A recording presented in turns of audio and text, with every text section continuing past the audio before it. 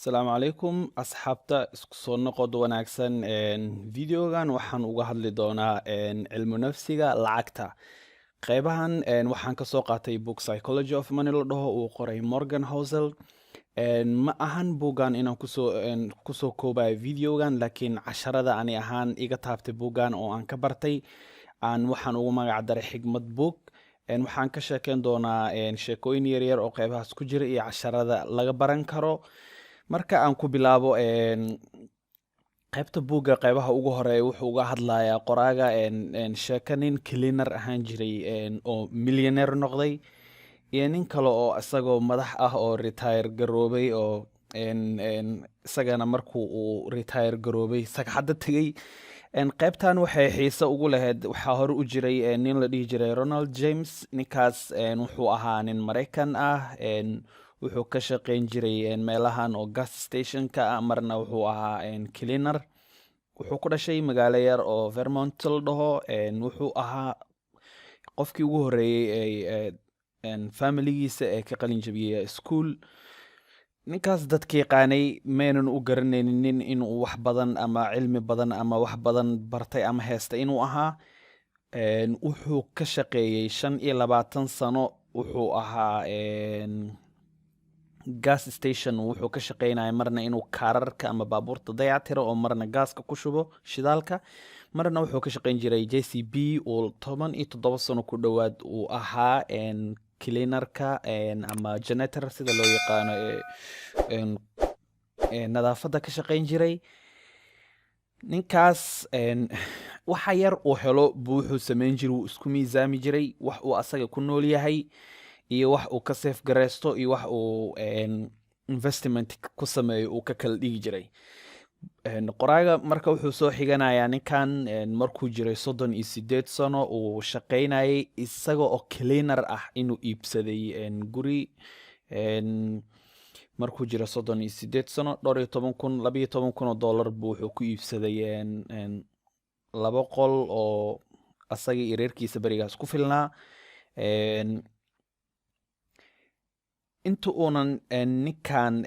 dhimanin waxaa la dhahaa wuxuu sameyn jiray lacagta uu soo qaato 50% ka badan uu save gareyn jiray 50gaasna wuu sii invest gareyn jiray investment kale iyo waxaa sameyn jiray isagoona muxuu ahaa noloshiisa caadiga ah iskaga nool ninkan markuu dhimanayay waxay dadka aad ula yaabaan waxaa la dhahaa 2014 8 milyan akoonkiisa ku jirtay waa nin shaqaale cleaner ka ahaa JBC uu ka shaqeynayay 17 sano mushaharka yarka ah uu qaadanayay xilligaas dadkii meesha joogay ama meelaha sare haysta xitaa milyaneero mayna noqon asaga laakiin wuu noqday waxaa lagu leeyahay sheekadan aan ka qaadan karna waxa waaye ma ahan inaad dhimatid adoo millions of dollars akoonkaa ku jirta laakiin ay tahay in qabweynida ama kibirka iyo waxa kugu jira oo ay tahay inaad shaatiga ugu dambeeya xiratid maqaaxida ugu dambeeya ka qadaysid ama wax ka cuntid markuu jeebkaaga kordho in ay ka fiican tahay in aad income-ka soo gala aad wax ka safe gareyso 10% ha noqoto 20 30 40 haddaa 50 sameyn kartid micnaheeda qasab ma ahan mar walba ee lacagtaada kororto in uu spendingkaaga kordho oo aad kor usii socotid waxaa sameyn kartaa adoo meeshaada jooga haddaa qabkaaga isla weynidaada aa meesha ku haysid wax badan aa kuu suurtageli kara inaa wax badan ku kala qabsatid dad badan ku caawisid masaajida ku dhistid macaahid ku dhistid dad badan aa ku caawisid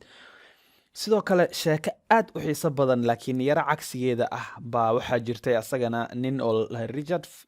Richard Foscon uu buugga isagana qoraaga uu uga sheekeynayo ninkan nin wax bartay uu ahaa oo MBA ka haystay jaamacad weyn dhaqaale yaqaan ah oo retire garoobay asagoo da'yar 40 sano jir uu ahaa markuu uu retire garoobay micnaheedu retire qofka markuu noqonayo lacag ku filan uu haystaa wuxuuna ka shaqeyn jiray kambaniye aad u waaweyn nin wuxuu ahaa sida loo dhaho inta badan muxuu ahaa successful marka la dhaho qofkan businessman oo successful ah waa micnaheeda meelaha ugu sareeya uu ka gaaro isagoo 40 jir ah heer ilaa uu ka gaaray inuu ku qaato bilada sharafeedyo isagoo da'yar balse waxaa dhacay ninkan 2008 markuu financial crisis-ka aad uga dhacay Mareykanka xiliyadaas xilli ka horeysa wuxuu sameeyey ninkan in uu dhul weyn uu lahaa oo 18,000 ku dhawaad square foot ahaa uu lahaa in uu dhahay guriga aad u sii weyneynaya oo baaxadiisa sii dhisaya oo ku kacaysa bil walba $90,000 dhowr sano oo soo socotay inuu lacagteeda bixiyo. markaas markuu financial crisis-ka uu dhacay dakum uu ka dhigay ninkan wixiisa dhan dhulkaa la tagay, wax u soo haray ma lahan. xitaa maxkamad markii lasoo istaajiyey 2008 dhammaadkeeda wuxuu dhahay sagxadan taaganayo waxba ma hayo. marka labadan sheeko waxay ku tusayaan ma ahan qofna aqoonta iyo cilmiga uu bartay iyo jaamacadda uu ka soo baxay iyo ma ahan buugga inta badan marka cilmu nafsiga lagu dhahayo lacagta wuxuu ka sheekeynayaa ma ahan keli ah in ay lacagta tahay hal lagu daro waa labo, balse marka qaar ay u baahan tahay haddii uu qofku dhaho $200 la bax bil walba $100 aan ku siinaa ama $300 la bax bil walba waa inaa isweydiisaa xagee waxaan ka imaanayaa see suurtagal ku tahay. sida Soomaaliya aad badan noogu dhacdayba oo dad badan lagu dhacay oo qof walba lacagihiisii islaamihii xitaa khudaarta sameynayay oo keenayay suuqa marka laga qaatay lacagtoodii dibna aan usoo helin. waxyaalaha aadka ula yaabka badnaa buuggan markaan akhriyaan la yaabay ninkaas dhowr badan oo qof oo waxaa jirta sheekooyin badan uu ka sheekeynayo oo dadka schemeskaas ama Ponzi schemeskaas ku sameeya ay aad u badnaayeen adduunka. waxaa u baahan tahay laba mid marka nasiib iyo dhiiranaan inaa horta marka aad nasiib u yeelatid inaa muxuu ahaa horta kaa go-doba inaa adi wax safgaraysan kartid inaa wax yeelan kartid inaa wax lahaan kartid maaha inuu qof walba ama aqoon ama cilmi uu leeyahay kusoo gaarayso, waa inuu ilaahay ku waafajiyaa.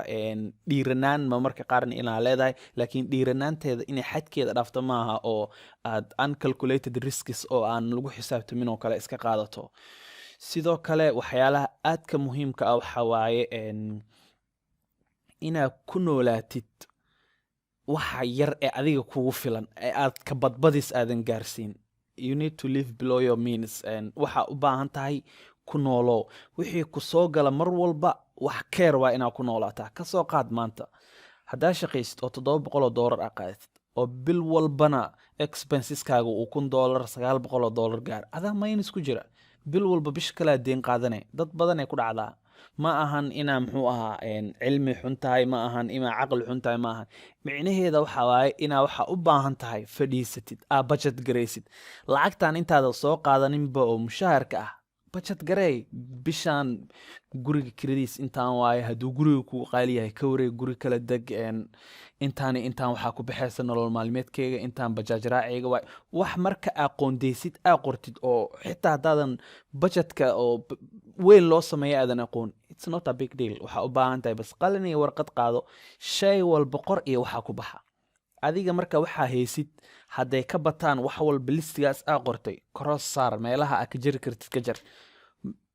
meelaha oo aad aan u baahanahay waa intuu qofka yar yahay inuu sii barto hadhow haddaa ku weynaatid inaadan waxba safe garaysan karin aad bay arrintaas khatar u tahay. sheekada kale oo ayadana nasiibka iyo dhiiranaantana waxaa ka mid sheeko wuxuu buugga ka sheekeynayaa ninkan Bill Gates la dhaho oo Microsoft iska leh. ninkaas wuxuu ku leeyahay iskuulka uu Bill Gates wax ku bartay waa iskuulaadka keli ee berigaas Mareykanka laga heli karayba computer inuu yaalo. ka waran waa nasiib waa qof walba. tusaale ahaan maalin dhexdaas video waxaan ka hadlay cryptocurrency qofkii waqti hore bilaabay inuu invest garaysto hadda xilligan almost millionaire waay lacaga fiican oo aad u badan uu haystaa. ma ahan inaan ku dhahay hadda wacarar safe muxuu ahaa invest garaysa kan iyo kaas laakiin waxa aan ka hadlayo waxaa marka qaar waxa u baahan tahay wax yar oo waxba kaa dhimin waay. markaa wax safe garaysanaysid ama inaa wax meel dhigitid arabtid ha u dhigan inaa gaari ku gadatid inaa shaati qurxoon ku xiratid inaa muxuu ahaa guri ku gadatid inaa kansa u kaydi inaa keedsatid beri wax bay ka anfacayaan aad weyn waxa ugu weyn uu qofka raadiyo waxa waa si u shaqeynayo beri ka maalin in uu helo naftiisa inuu xor u noqdo in uuna subaxii markuu soo kaco uuna dhihin shaqadii ay sugaysa uuna u cararin balse inuu iska joogi karo bilooyin sanado uu noloshiisana ku noolaan karo wuxuu rabo oo asaga jecel yahay inuu sameyn karo. qaybtan qodobka waxay ii keenaysaa raadso nolol maalimeed xalaalna adigana ku anfacay. Okay, meeshan marka 3 qodob inay israacdo waxa aad taqaanid ama wax adiga aad jeceshahay inaad baratid sidoo kalena waxaasna inaad lacageyn kartid ama lacag ka sameyn kartid. tusaalooyin haddii aan tusaale ahaan ka soo qaado adi maanta waxaad jeceshahay computer maadaama aad computer jeceshahay waxaa sameysaa iskuulaadka oo kale tag fasalada oo qeybaha hoose oo ardayda dugsiyada dhexe waxaa soo maraya computerka office bar powerpoint bar excel bar sida loo isticmaalo. adigana ardayaa tahay waxay ka anficaysaa inaa aqoontaada sii hormariso dadkaana waa baraysaa berina waxaa ku jaajgareyn kartaa inaad dhahdid qofka markuu koorsadan dhameeyo muxuu ahaa saanu baranaya waxaana ku samaysan kartaa adigana markaas waxaa ku bilaabanaya in ujro aad ka qaadid qofkan badan xitaa wax waaweyn ka dhigi maadaama arday tahay bajaajtaada leh ka sax hadaa rabtid qof walba $2 $3 dheh qasab maaha laakiin inaa meel weyn furatid meel weyn aad kireysatid asxaabtaada oo xaafadda kula joogaa soo ururin kartaa laptopkaaga ka bari kartaa adiga marka aad qof sii bartid waxaan laba jibaara baranaysaa midaas inaa madaxaaga sii gelisid waay. okay midda kalena inaa iska ilaalisid waxyaalaha marka lagaaga sheekeeyo isleeda sheekadan aaday u macaan tahay qofaa wuxuu ku dhahay sidaa daayinta kuu sheegayo kare lacag keenso waa ku maalgelinaya kanaa ku samaynaya lacagtaada lacaga dhale malaayiinay dhalaysaa waxyaalaha noocaasa ka laba fiirso ma ku dhahayo ani gal ama ha gelin laakiin wax walba waxay u baahan yihiin inaad ka fiirsatid. buuggan qodobo badan oo aad u badan iyo sheekooyin badan uu leeyahay waxaan nigu dhiirigelin lahaa in akhrisaan. buug wuxuu ka kooban yahay almost 240 page iyo 20 chapter oo 20ka chapter bay aad u yaryar yihiin qaarkood investmentiga stocka uu ka sheekeynayaa marar kale iyo videoyo kale inaan uga hadla aan damacsanahay laakiin aan rabin aad sida wealth loo sameeyo sida loo ilaashado lacagtaada ina kaaga dhumin stocks loo investigaraysto waxyaala waxaa jira la dhaho margin of error qeybo badan oo aad u badan uu buugga ka kooban yahay. qorshahana ma ahayn in aan buuggan asaga dhan uga wada sheekeeyo ama aan soo khulaaseeyo laakiin si idinkana ay muxuu ahaa niigu dhiirigeliyo cilmi nafsiga lacagaha ama lacagta waxa ay tahay oo aadan keliya u fahmin lacagta mid meel ku qoran qofka go-aanka gaarayan mar walbana adiga aad tahay adigana qof muxuu ahaa emotion ama xaalad ku xiran tahay oo tahay isbedbedel badan leh oo qofkan waa taqaanaa marka uu jeebkiisa weynaado baahidiisa weynaata ama dadka wax ka rabana waa bataan.